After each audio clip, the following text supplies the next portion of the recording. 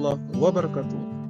Saya Mas Sidik, calon guru penggerak Angkatan 10 dari SMK Negeri 1 Sabu Barat, asal Kabupaten Saburai Jua, yang akan memaparkan tentang kesimpulan dan refleksi pemikiran Ki Hajar Dewantara Modul 1.1 Koneksi Antar Materi.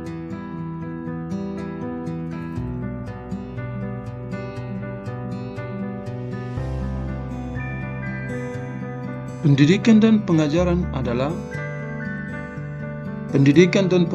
merupakan dua hal yang berbeda.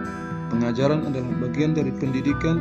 Pengajaran merupakan proses pendidikan dalam memberikan ilmu untuk kecakapan hidup anak secara lahir dan batin.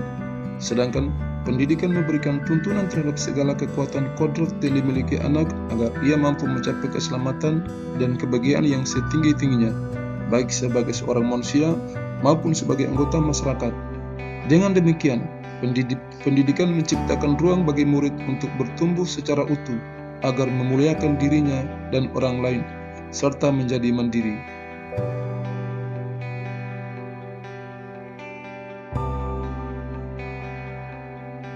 Sebelum mempelajari modul 1.1, pembelajaran saya lakukan hanya sebatas transfer materi saja. Biasanya, saya hanya melihat nilai murid dari segi kognitif. Misalnya, saat mereka selesai mengerjakan soal evaluasi yang saya berikan, sehingga saya menganggap ketuntasan materi lebih penting daripada memahami karakteristik murid. Saya beranggapan bahwa murid hanya sebagai objek pembelajaran dan kegiatan pembelajaran berpusat pada guru. Sebelumnya, saya kurang mempedulikan apakah murid sudah memahami pembelajaran yang saya berikan atau tidak, karena saya hanya fokus pada ketercapaian materi. Bagi saya, pembelajaran dikatakan tuntas jika seluruh siswa mencapai nilai KKM. Tak jarang saya meminta siswa untuk menghafal materi yang saya ajarkan tanpa memikirkan bagaimana materi tersebut dapat dipahami oleh murid. Akibatnya, saya sering mengeluh jika banyak murid yang tidak tuntas setelah melakukan evaluasi.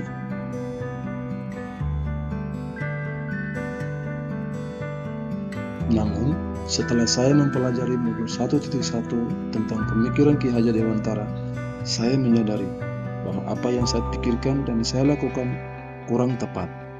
Seharusnya saya melakukan proses peran secara menyeluruh, tidak hanya pada ranah kognitif saja, melainkan juga pada ranah efektif, psikomotor, spiritual, sosial, dan budaya.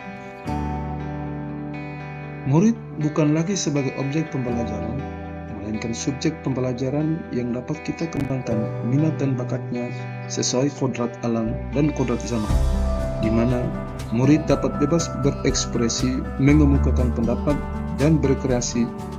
Dengan kata lain, guru hanya sekedar sebagai fasilitator pembelajaran.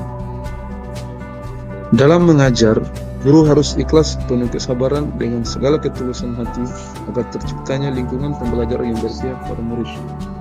Saya harus memahami karakteristik murid. Tidak setiap anak diciptakan dengan unik sesuai kodrat yang dimiliki.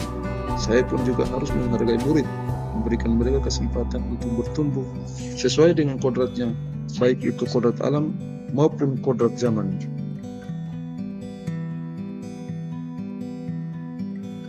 Hal yang dapat saya terapkan segera di dalam kelas adalah merancang dan melaksanakan kegiatan pembelajaran yang menyenangkan dengan melibatkan murid, sehingga pembelajaran tidak lagi menjadi teacher center.